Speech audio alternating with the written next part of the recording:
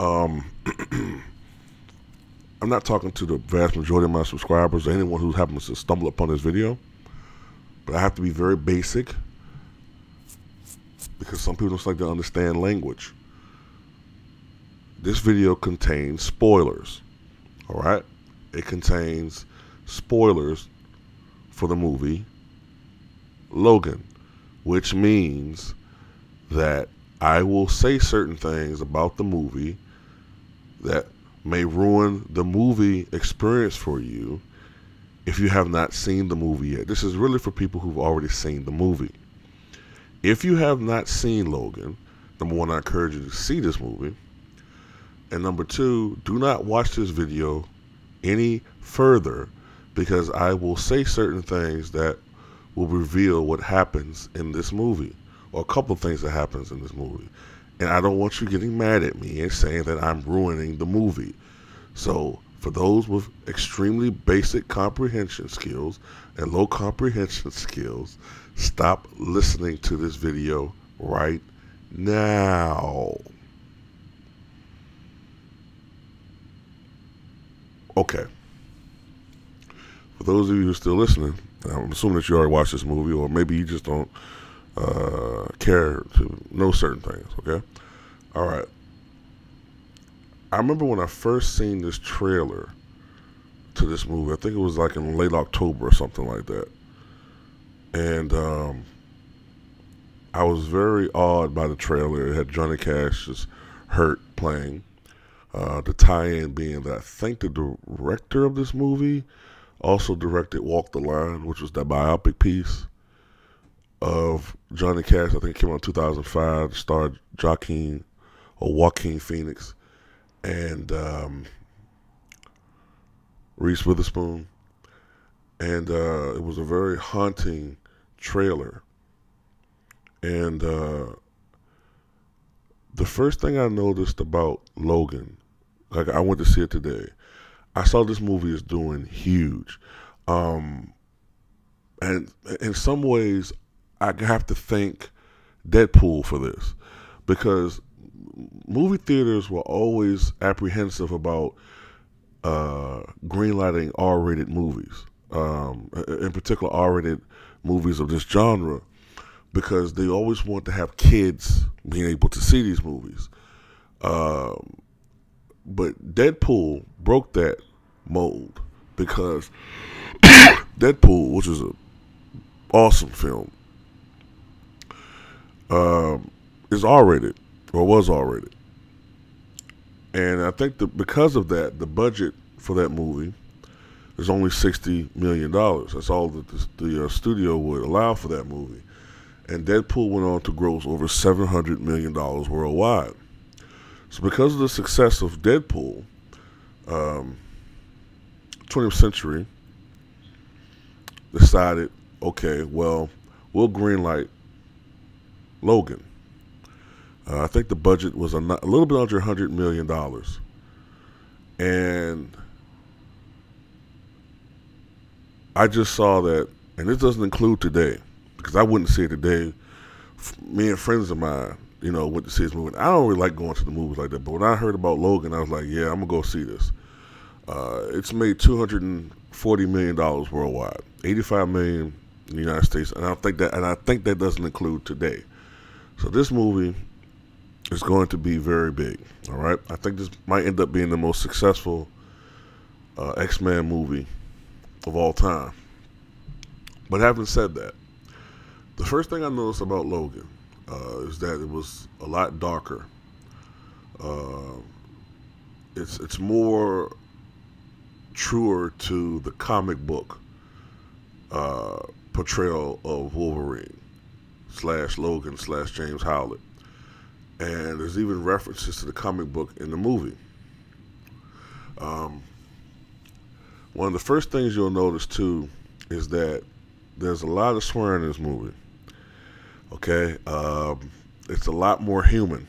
It's a lot more of everyday language. The funniest thing about this movie is that we tend to think of, okay, for instance, Professor Xavier.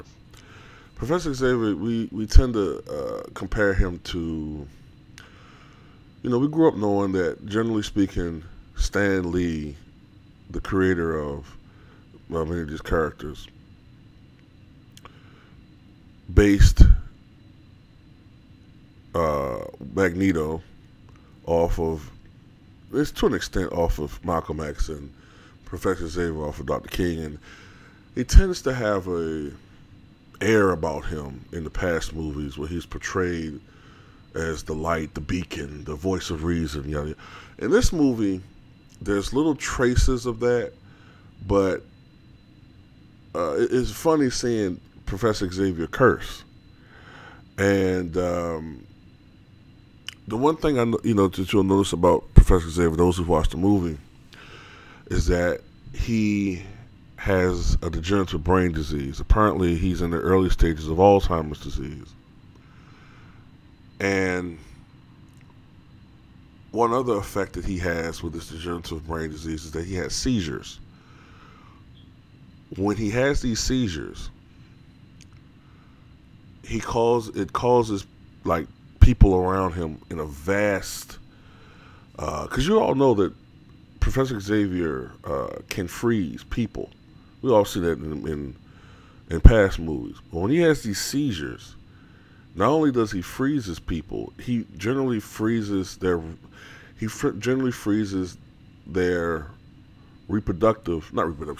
their respiratory abilities. Like he basically, it's sort of the same premise when Stryker was going to use Xavier to kill all mutants in X2. Remember when everybody sort of like froze and they, couldn't breathe and they were in pain? It's basically the same thing. It's a massive telepathic attack on people in a wide area. I still laugh at the fact I said reproductive. But anyway, he has these seizures. Wolverine is somewhat, I'm not going to say he's immune to it, but because of his healing ability, which has been very compromised, and I'll get to that later, he's kind of able to maneuver better than everybody else. Everybody else is just frozen. But he has these seizures, and he's supposed to take medication for these seizures. But the thing about Professor Xavier in this movie, he's 92 years old. He's very frail. He's not the same man that we all remember when he was a younger character. And he's generally, more or less in the movie, he's clear-minded, but there are times when he can ramble on and talk about things that, obviously shows that he has some senility and I want to say losing his mind, but I guess generally he's growing increasingly senile. The thing about Wolverine is that what's happening to him is the adamantium in his system, or in his skeletal system, is slowly beginning to poison him. And this is causing his healing factor to be severely compromised. In the past, when Logan would heal almost instantaneously from a wound, if it's a smaller wound, maybe within 2 seconds, or if it's a larger wound, maybe within a matter of a minute or so, it now takes him days to heal. A gunshot wound will take him 2 days to heal, whereas suppose in the past it would take him less than a minute. And also because of the fact that his healing factor has been compromised so much, he's beginning to age rapidly. I remember some people are like, well, why did he look so old? There's only been so many. It's because with his healing factor being compromised, his body is beginning to age rapidly. It's almost like it's catching up to his actual biological age. Because I remember James Howlett, the Wolverine, was born in the 1830s, I think. So actually speaking, being that the events of the movie is 2029, Wolverine is actually nearly 200 years old. But you can see how his body's breaking down.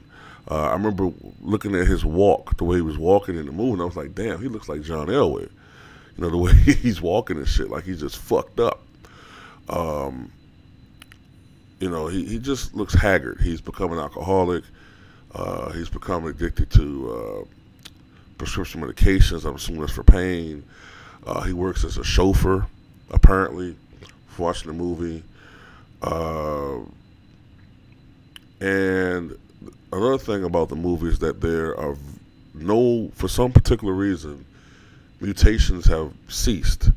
Natural mutations. There hadn't been a natural-born mutant born in 25 years. And for some reason, mutations have ceased. But because mutants are forever, you know, more or less, you know, gone, Wolverine / Logan lives a very secluded life, and he's cared for Professor Xavier, along with another mutant named Caliban, who I'm not too familiar with, but I think he has the ability to sniff out other mutants. He also is an albino who seems to have an extreme sensitivity to sunlight. But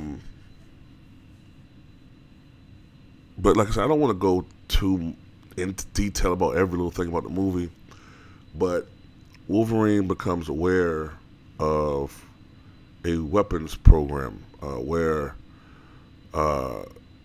they are secretly trying to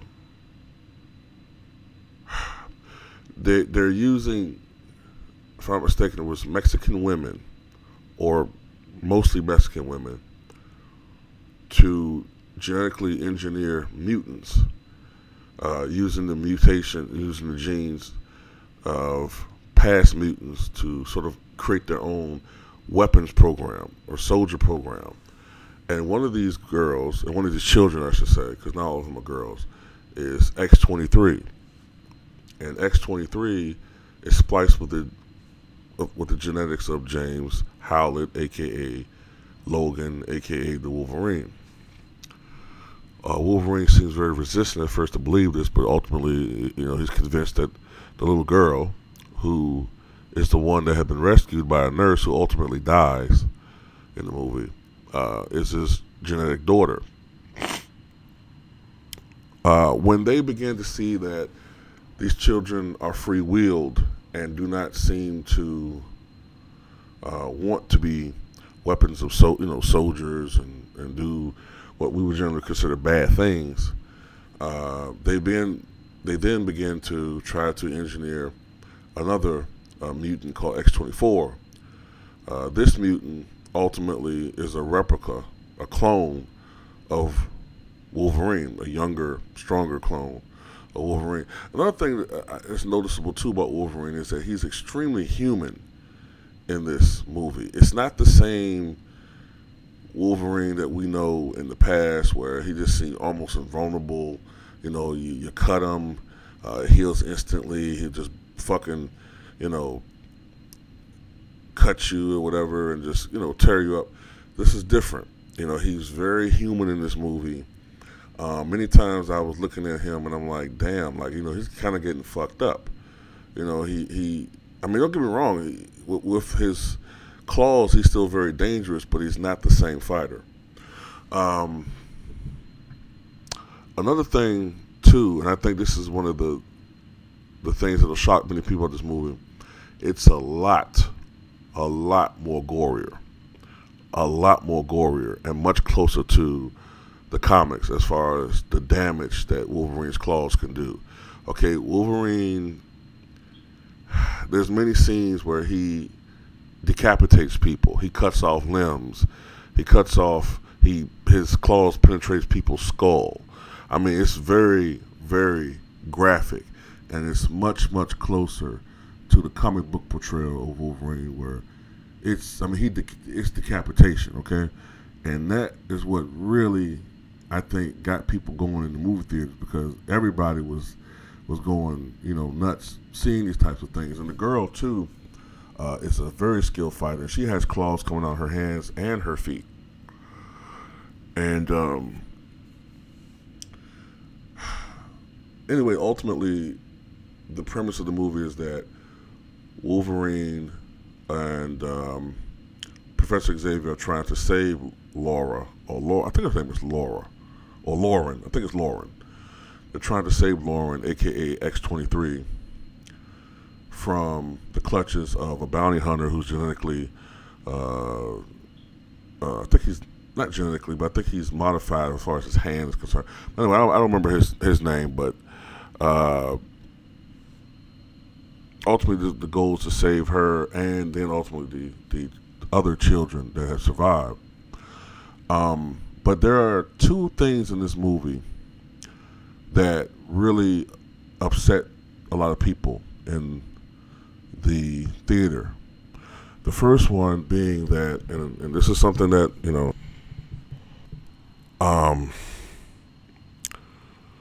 Professor Xavier dies in this movie. Not because of old age, but because he was killed by X-24. Professor Xavier saw the clone of Wolverine, thinking it was Wolverine, and X-24 basically impales Professor Xavier with his claws. He shortly thereafter dies of his wounds, and he's buried by Logan and Lauren. And Wolverine is distraught by this. And later on in the movie, there's a terrific battle scene where Wolverine is fighting his clone version. Prior to that, Wolverine took a serum which momentarily gave him like tremendous energy and stamina, and it was sort of like Wolverine in his berserker mode that many people are familiar with as far as in the comic book adaptations. But this serum ultimately wears off, and there's a fight scene where his clone X-24 impales Logan on a tree stump, and the branch impales Logan. And ultimately, even though Lauren tried to save him, because of the fact that his healing factor is so compromised, he can't heal from that type of wound, and Logan dies. And the thing about that is, I actually could, when I was in the movie theater, it was quiet. You could hear, so quiet you could hear a pin drop, and I could hear people, a lot of women, but not even, but all of them women. I actually could hear people crying. And I remember people, like, after Logan is buried, Lauren has the, you know, a lot of times people have the cross as far as like a headstone, and Lauren adjusted it so that it formed an X. And I guess that could be interpreted as, you know, here lies the fallen X-Man, or some people even said that, you know, this is the 10th time that, I believe it was the 10th time that Logan had been portrayed by Hugh Jackman. I don't know. But I remember many people were trying to see whether there might have been some type of post-credit scene, but that was it. There was no post-credit scene. Logan is dead.